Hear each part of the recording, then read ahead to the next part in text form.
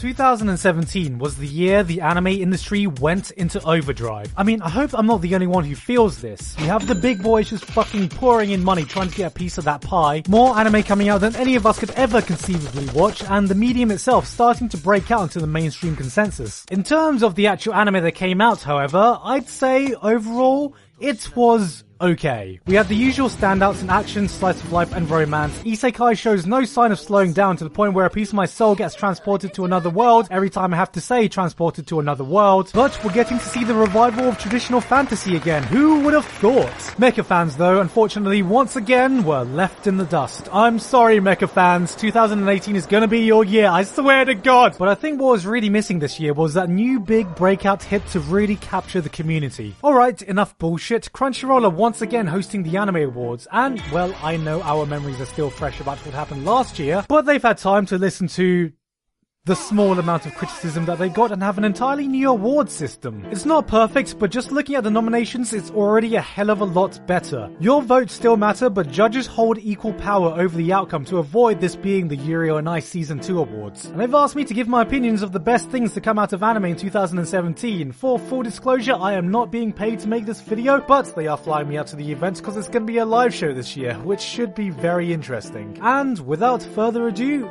here we go.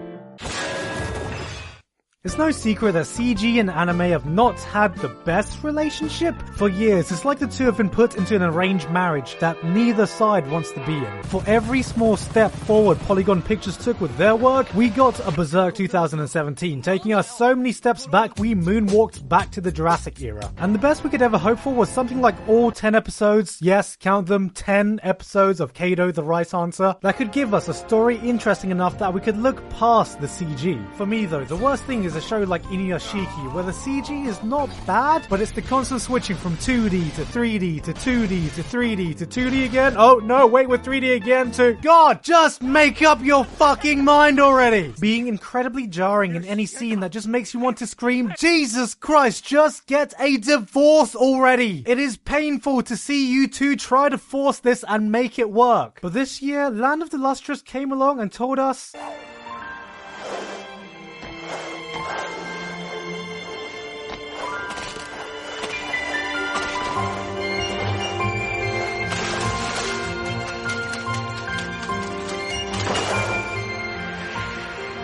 You know what? Maybe all those years of marriage counseling finally did you some good.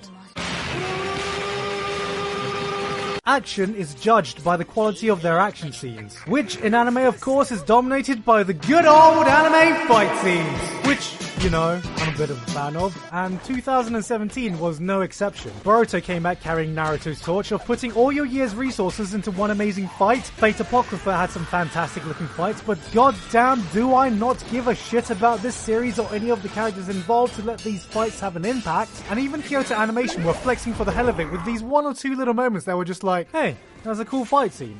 I mean, we're just here making a cute little moe show, so there's nothing we can do to really compete. Sorry, don't know what came over me there, but nice fight scenes. They're cute. In terms of singular big fights though, factoring in overall build-up, writing, execution and animation, My Hero Academia just took the piss, competing against itself for the top spot, with Deku vs Todoroki and Stain vs the UA Alliance. Then somewhere over here is Eren vs the Armored Titan for its fantastic technical choreography of a grappler versus striker fight. I'll also put Kiss Shot vs Araragi somewhere in the middle for its technical prowess and just how fucking fun and ridiculous it was. Now for those wondering where Goku vs Jiren is, I haven't actually been watching Dragon Ball Super, nor do I feel like marathoning 100 episodes right now, and for a fight of that magnitude, I'm not just going to watch it out of context, but from the reaction I've seen, it'll be a contender for the top spot. That being said, in terms of overall action, the show that most consistently put the biggest smile on my face was Recreators, which isn't even a nomination by the way. Now how can I be arguing this over other contenders which are probably technically better executed? Well, you know what?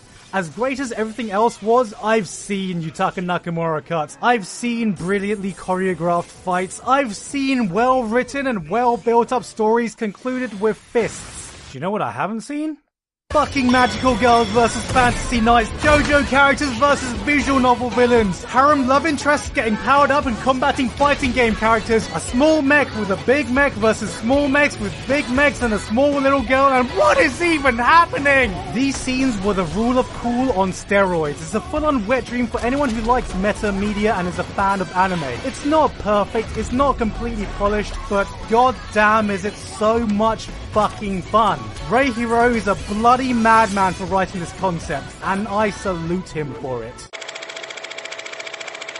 In recent times, anime films have had a different treatment internationally. Before, no matter how excited you were for a film, there'd be no way for you to watch it unless you invested years of your life learning Japanese and had a fresh plane ticket to Japan. Or alternatively, you could have watched cam rips, which I'm sure none of you did because we're not fucking savages. In contrast, 2017 was the year we could start seeing anime films regularly, largely thanks to licensing companies being on the ball with international releases quicker than we've ever seen before. If a film was announced, there was actually a chance you'd see some screenings if you lived near a populated area, which was amazing, even though America with their Your Name release was more like, well, at least we got there eventually. But thanks to that, Your Name is up for nomination for Best Film this year, so of course there was only ever going to be one pick for my favourite anime film to get an American release. Sword Art Online Ordinal Scale.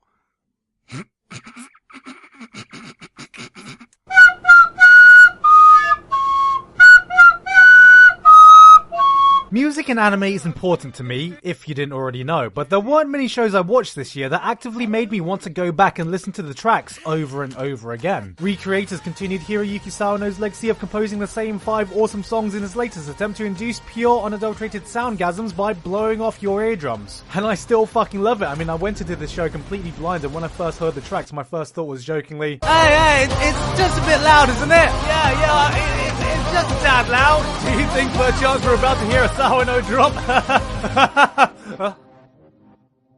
Wait, are you fucking kidding?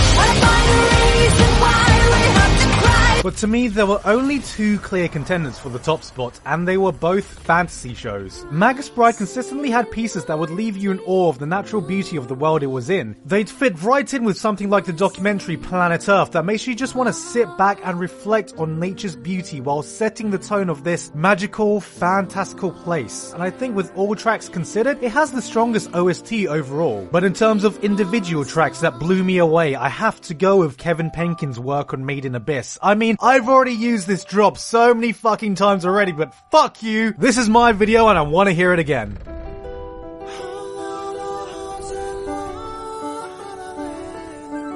I could be mowing the lawn, washing the dishes, or doing anything else, but if I hear these tracks, time stops and it just immediately transports me to another world. Oh no, wait, fuck! Huge credit to Kevin Penkin for composing it all, who, surprisingly enough by his name, is not Japanese. Who could have known? Yes, he's actually an Australian bloke, though there's absolutely no way you'd be able to tell that just by talking to him. Yeah, I mean, I checked with a mate, but he seemed to say that was okay. Checked with a what? With a friend. When I first watched Made in Abyss, I wasn't looking forward to it. I took one look at the poster and thought, man, I don't want to watch another stupid-ass lolly adventure slice of life nothing show, but as soon as that first big song hit, I was absolutely blown away. I marveled at the beauty and scale of the journey I was about to undertake that enveloped me into this new world. I was ready to explore, I was ready to feel, and just with one track, it had sold me on the entire series.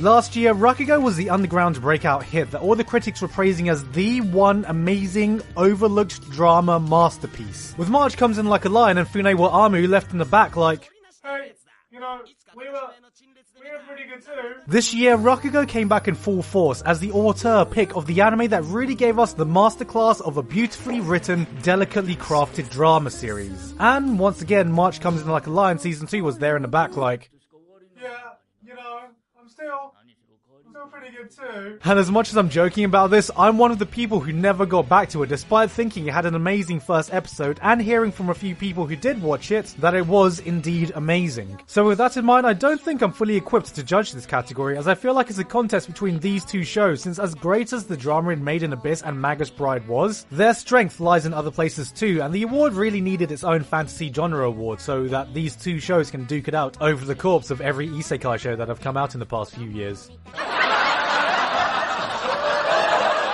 I don't usually like anime comedies. It's hard for me to find a show that doesn't rely too heavily on anime slapstick or that one joke being beaten over our heads continually. And any that I do like usually are only able to get a small chuckle out of me at most. So I normally look over comedy anime compared to other genres, but despite that, I found a show this year that continually had me rolling around laughing. Every episode had something new, it did not overstay its welcome, and it was an experience I could not stop laughing at for one reason or another. And that show was Konosuba Season Neo Yokio.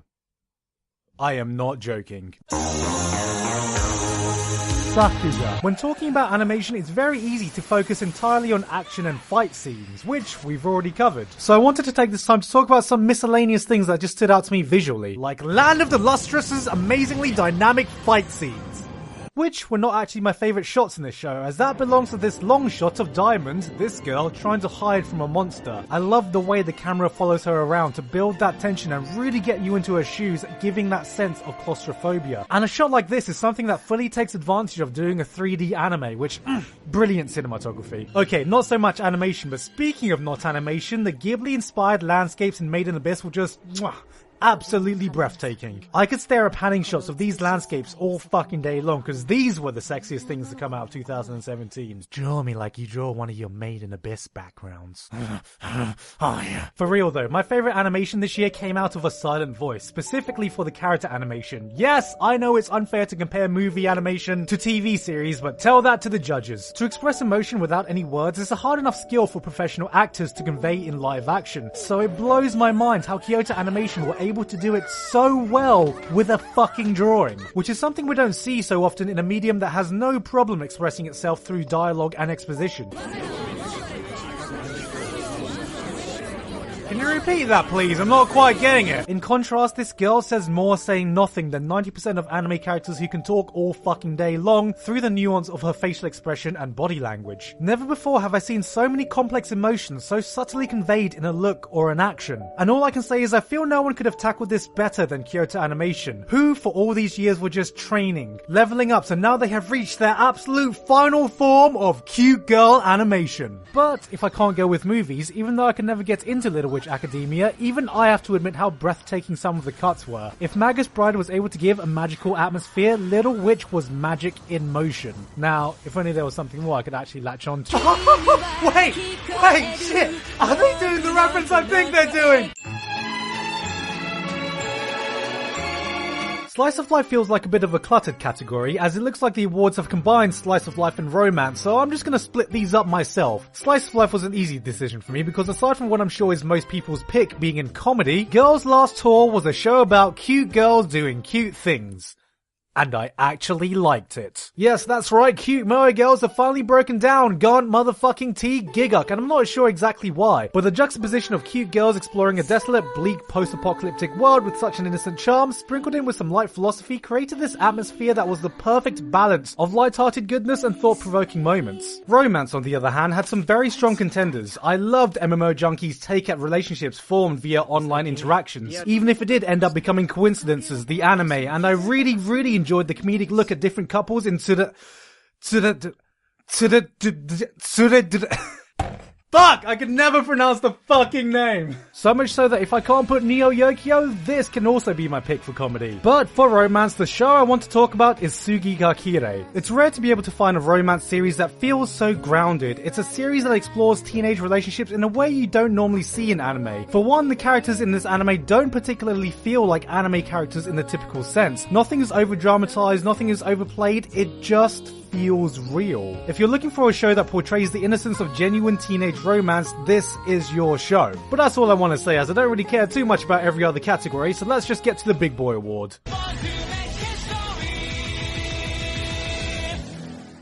This is it. the big one, and this was a tough decision. I mean, on one hand I had my Shonen Trash side, loving just how much Hero Arca is bringing the genre back to its roots, or Made in Abyss completely blowing me away, or Rakugo's beautifully crafted series. Hell, I only talked about the phenomenal CG in Land of the Lustrous, but it was just a great show all around, and god, I'm pretty sure I'm the only one who had as much fun with Recreators as I did, despite everything. But there can only be one winner, which is why my pick for Anime of the Year 2017 goes to You never see it. Persona 5 for being the best anime I played. Oh yeah, it's Made in Abyss. Made in Abyss was my favorite anime this year. It's not a game. I'm not a robot. And I'm challenging you. Voting is now open for the awards at theanimeawards.com for some of the categories, so you can go there to vote or check out the nominees. I trust you all to make the right decision and not to be swayed by my opinions at all. When Best Action is open, you can put a write-in vote for Recreators. But aside from that, thank you very much to Robert Harnborg, K Must Live, Basil, Patrick Madsen, Jared Cattell, Vincent Mooney, Lauken, and everyone else on Patreon for helping to support me for this month and making this video possible. I'm really hoping I can say goodbye to 2017 anime now and start completely fresh. So until then, quick outro today. I've been Gigguk, and I will see you all next time.